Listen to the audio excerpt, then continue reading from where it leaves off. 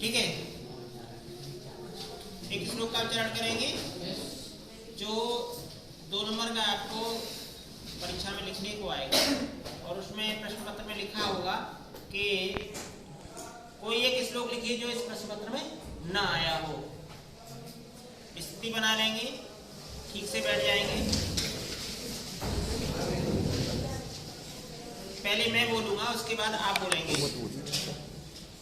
अस्तु मा सद्गमे, अस्तु मा सद्गमे, तमसो मा ज्योतिर्गमे, तमसो मा ज्योतिर्गमे, मृत्युर्मा अमृतं गमे, मृत्युर्मा अमृतं गमे।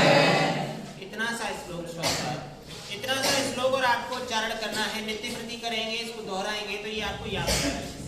चलते हैं ये चौपाई पर, और ये चौपाई है क्या? चौपाई भी कितने नंबर की आती है? ये 2 नंबर की ये चौपाई छंद रहता है। इसमें चौपाई छंद है क्या? सबसे पहले इसकी परिभाषा लिखनी होगी। मान लीजिए ये हमारा पेपर पेज है,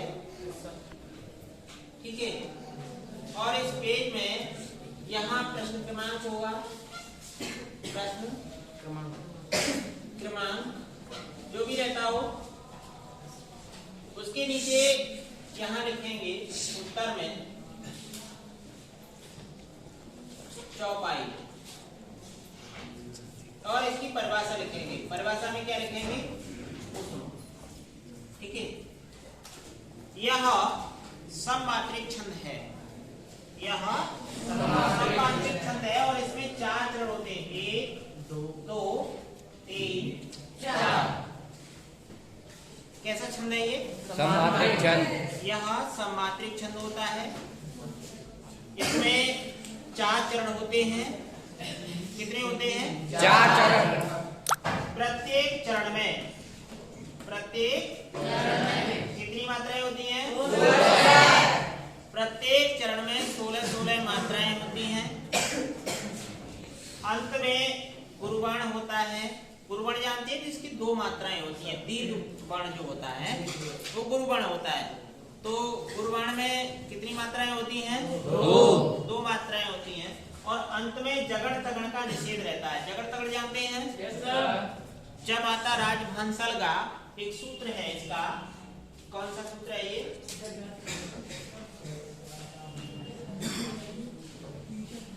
यह माता राज सलगा, ये माता राजभान सलगा, ये गण होते हैं और ये गणों की संख्या 8 होती है। गणों की संख्या कितनी होती है? 8 होती है। उन्हीं गणों में से एक जगड़ होता है और एक तगड़ होता है। जगड़ देखिए, आपको यहाँ दिख रहा होगा, ये तगड़ ये है और जगड़ ये है। जगड़ में ताराज हो गया और जगड़ में जम्हान हो गया। ये जम्हान और ये ताराज, 1 2 1 ये मात्राएं हैं इसकी, 2 2 1 ये मात्राएं हैं इसकी। अब इधर आ जाइए, उदाहरण देख लेते हैं। भायप भगत भरत आचरणु, कहत सुनत दुख दूषण हरणु। तुलसीदास ने भरत महिमा में जो वर्णन किया है चौपाई छंद में, ये वही चौपाई छंद है। ठीक है, चौपाई छंद कैसे सुनाया जाता है ये पता है आपको? चलिए, पहले मैं बोलता हूँ, उसके बाद आप बोलेंगे या एक साथ बोलेंगे? देखिए, पहला चरण मैं बोलता हूँ आपको, ठीक है? भायप भगत भरत आचरणु,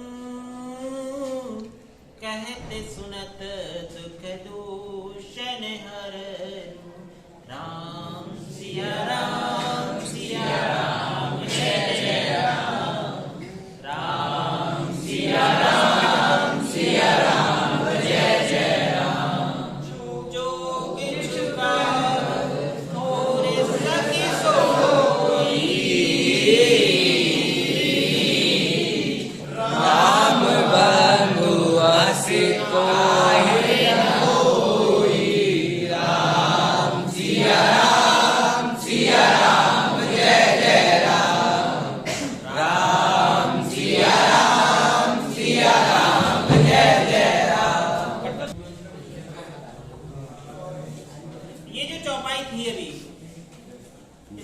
से सुनाते हैं और याद करने के लिए जो लयबद्ध करके हम जो याद करते हैं वो जल्दी याद हो जाता है।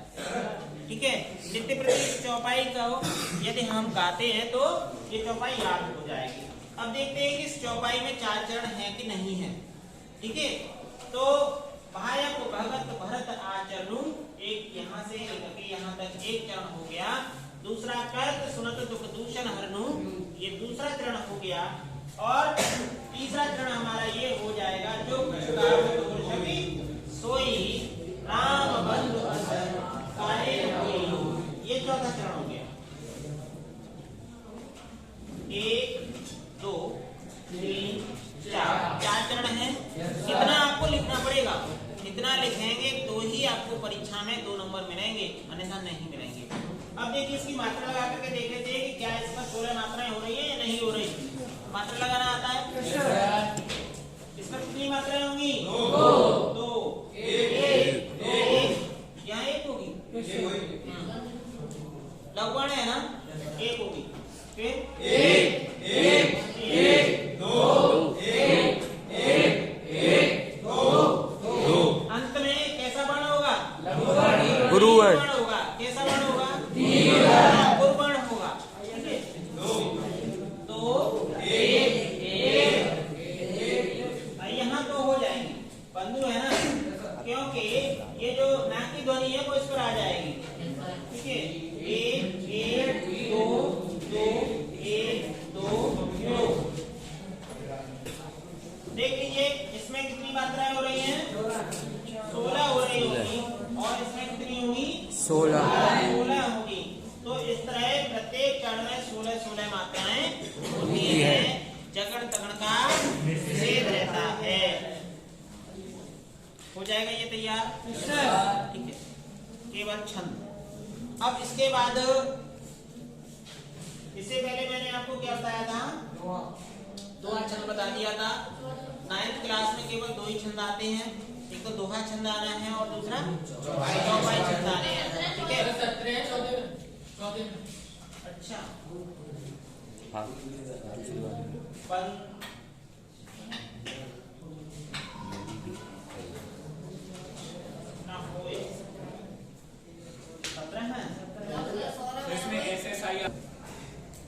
एक बार इन मात्राओं को फिर से देख लो। ठीक है, जो धूर शक सोई राम बंधु अस काहे न होई, मात्राएं हमेशा ध्वनि के आधार पर होती हैं। तो राम बंधु 2 1 1 1, यहाँ जो 2 नहीं हो सकती बंधु, क्योंकि ये जो इसकी ध्वनि है वो लघुवर्ण में ही आ रही है। लघुवर्ण में आने के कारण इसकी ध्वनि एक मात्रा हो जाएगी। अब गिन लो, 2 3 4 5 6 7 8 9 10 11 12 13 14 15 16। तो इसमें कितनी मात्राएं हैं? 16 हैं। ठीक है, ये चौपाई है और इतनी ही, इतना ही लिखना है आपको। इसको लिखना तो नहीं है कि आपको लिखना है? तो हाँ, चलिए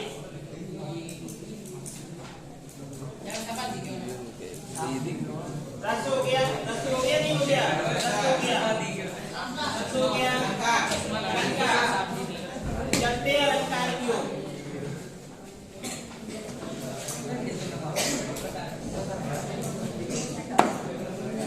अलंकार देखिए,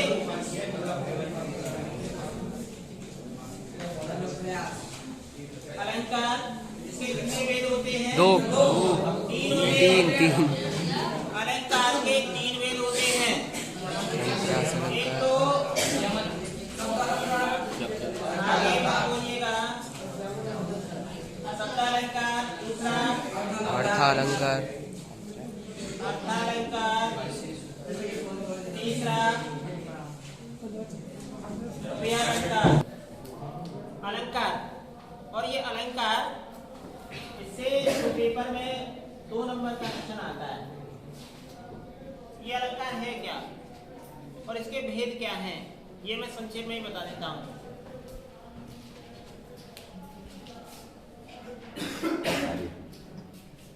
अलंकार जहाँ शब्दों में चमत्कार हो वहाँ शब्दालंकार, और जहाँ अर्थों में चमत्कार हो वहाँ अर्थालंकार, और जहाँ ये दोनों मिल जाते हैं शब्द और अर्थ दोनों में चमत्कार होता है वहाँ उभयालंकार होता है। ठीक है। काव्य की शोभा बढ़ाने वाले शब्दों को अलंकार कहते हैं। अलंकार का शाब्दिक अर्थ आभूषण होता है। अगर हम इसकी परिभाषा की बात करें तो काव्य की शोभा बढ़ाने वाले शब्दों को क्या कहते हैं? अलंकार। इसका शाब्दिक अर्थ होता है आभूषण। क्या होता है? आभूषण। लेकिन ये सब आपको पेपर में नहीं पूछेगा। पेपर में क्या पूछेगा? पेपर में पूछेगा आपको कक्षा 9 की बात बता रहा हूँ केवल। ठीक है। शब्दालंकार पूछेगा, और शब्दालंकार में कौन कौन से हैं आपके? एक तो अंतरास है, यमक यमक है, और श्लेष। ये 3 अलंकार है। तीनों अलंकारों में से आपसे कोई भी पूछ सकता है। ठीक है ना? तो शब्दालंकार को ही बताना है। काव्य में जहाँ शब्दों में चमत्कार हो वहाँ शब्दालंकार होता है। अब ये अंतरास क्या है? हम इस अंतरास को देखते हैं। ठीक है। किसी वर्ण की अनेक बार आवृत्ति हो, किसी वर्ण की अनेक बार आवृत्ति हो वह क्या होता है? किसी वर्ण की अनेक बार आवृत्ति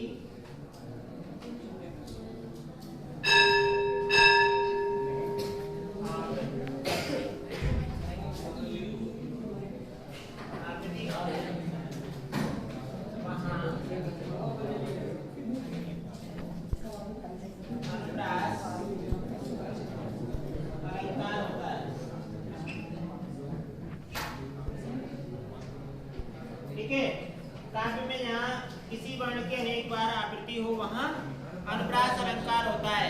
चार चंद की चंचल किरणें खेल रही है जल तल में। चार चंद की चंचल किरणें, तो जो चार चंद चंचल, इसमें च वर्ण की आवृत्ति हुई है। चार चंद की चंचल किरणें, तो चार चंद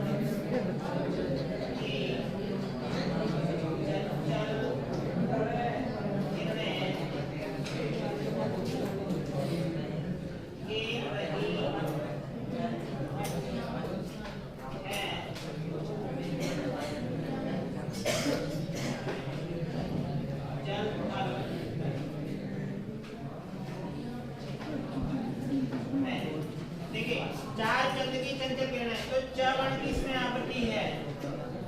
इसकी है ये च वर्ण की आवृत्ति होने के कारण यहाँ कौन सा हो जाएगा? अलंकार हो जाएगा। बस इतना लिखना है, और इतना लिखने पर ही आपको कितने नंबर मिल जाएंगे? 2 नंबर आपको मिल जाएंगे। ठीक है। तो आज तैयारी हुई, एक तो चौपाई छंद और दूसरा हमारा अलंकार। ठीक है।